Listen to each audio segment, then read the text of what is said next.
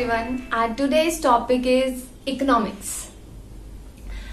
Generally कुछ लोगों का मानना है कि इकोनॉमिक्स बहुत ही बोरिंग और मुश्किल सब्जेक्ट है, बट ट्रस्ट मी, आज के बाद बहुत से लोगों की ये स्टेटमेंट जो है वो चेंज होने वाली है.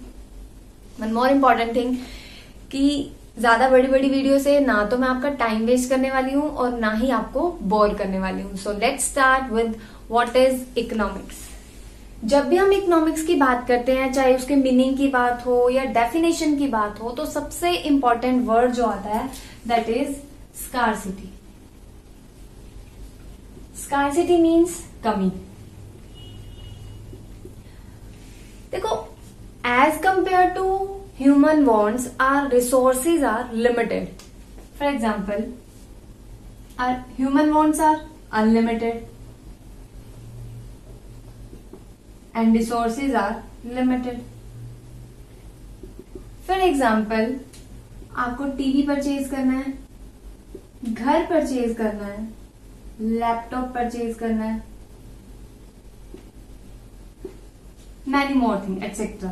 ठीक है, बट आपके पास resources in the sense money जो क्या है, लिमिटेड. मनी आपके पास लिमिटेड है, बट ह्यूमन वांट्स क्या है, अनलिमिटेड. तो अब ह्यूमन अपने इन लिमिटेड रिसोर्सेज का यूज करके अपनी अनलिमिटेड वांट्स को किस तरह से सेटिस्फाई करता है, उसको क्या बोला जाता है, economics. Got it? Let's take another example. Suppose आप दुनिया के सबसे अमीर आदमी हो, you are the richest person. ठीक है, तो क्या आप सब कुछ खरीद सकते हैं? सब लोग बोलेंगे हाँ, हम खरीद सकते हैं क्योंकि हमारे पास बहुत सारे पैसे हैं. बट ऐसा नहीं है. फॉर एग्जाम्पल, आपको टीक वुड परचेज करनी है, ठीक है, जिसको ग्रो होने में 15 साल लग जाते हैं, 15 ईयर्स. Got it? तो अब अगर मैं ये कहूं, अगर मैं मानूं कि मैं दुनिया की सबसे अमीर इंसान हूं, मैं ये कहूं कि मुझे टीक वुड परचेज करनी है और बहुत ज्यादा क्वांटिटी में परचेज करनी है, बट मार्केट में उतना स्टॉक नहीं है जितना मुझे चाहिए. मैं ये कहती हूँ कि मैं उसका डबल रेट देने के लिए तैयार हूँ, जितने पैसे मांगे कोई मैं उतने देने के लिए तैयार हूँ, बट मुझे इतनी क्वांटिटी में टीक वुड चाहिए.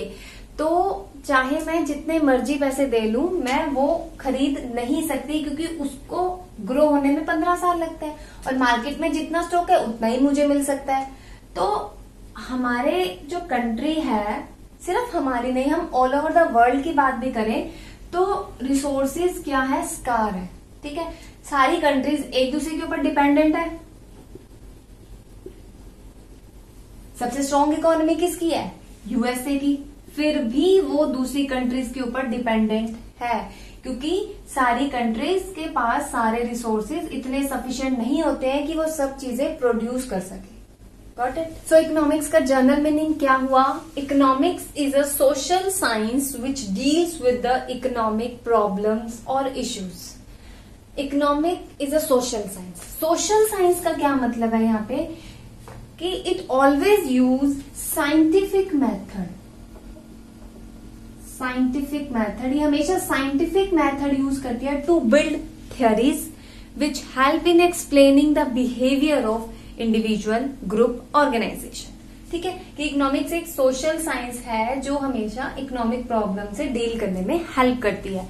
तो वो इकोनॉमिक प्रॉब्लम या इकोनॉमिक इश्यूज हमारे क्या है? First one, scarcity of resources. Second, unlimited human wants. Third is alternative use of resources.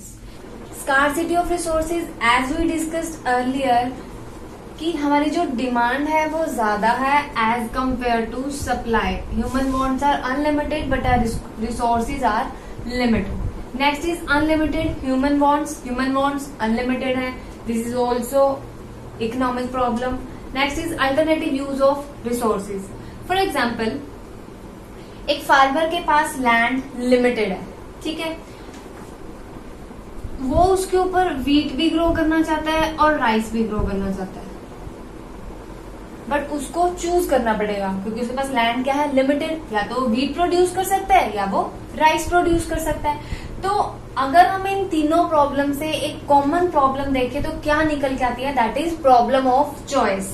Resources limited है, ह्यूमन वांट्स अनलिमिटेड है और लिमिटेड रिसोर्सेज और उसके अल्टरनेटिव यूज होने की वजह से, रिसोर्सेज के अल्टरनेटिव यूज होने की वजह से हमें क्या करना पड़ता है, चूज करना पड़ता है, चॉइस। तो नेक्स्ट प्रॉब्लम कौन सी निकल के आई, that is problem of choice. Got it, कि रिसोर्सेज की कमियां होने की वजह से, अनलिमिटेड ह्यूमन बॉन्ड्स होने की वजह से और रिसोर्सेज के तरह तरह के यूजेस की वजह से कौन सी प्रॉब्लम क्रिएट हुई, प्रॉब्लम ऑफ चॉइस। तो इकोनॉमिक प्रॉब्लम से कौन सी प्रॉब्लम क्रिएट होती है, प्रॉब्लम ऑफ चॉइस।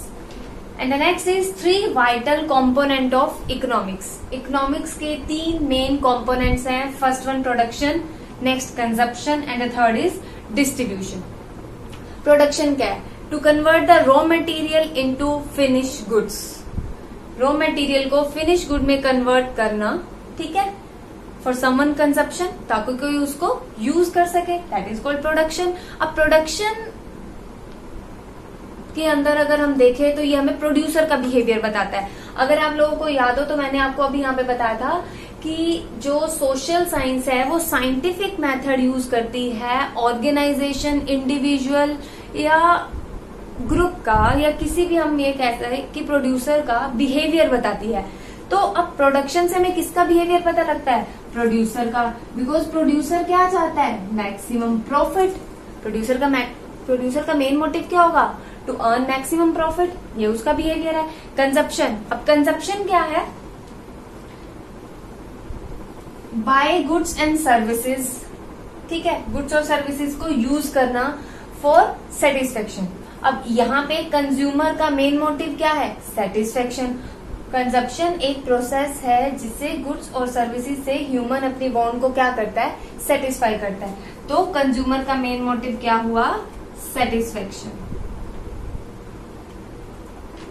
ठीक है। नेक्स्ट आता है डिस्ट्रीब्यूशन। अब डिस्ट्रीब्यूशन क्या है, जो प्रोडक्ट प्रोड्यूसर ने प्रोड्यूस किए उसको मार्केट में पहुंचाना, ताकि कंज्यूमर उसको यूज करके अपनी वांट को क्या कर सके, सेटिस्फाई, और प्रोड्यूसर क्या गेन कर सके, profit. Thank you for watching. अगर आपको वीडियो पसंद आया then don't forget to like, subscribe and share. Thank you so much.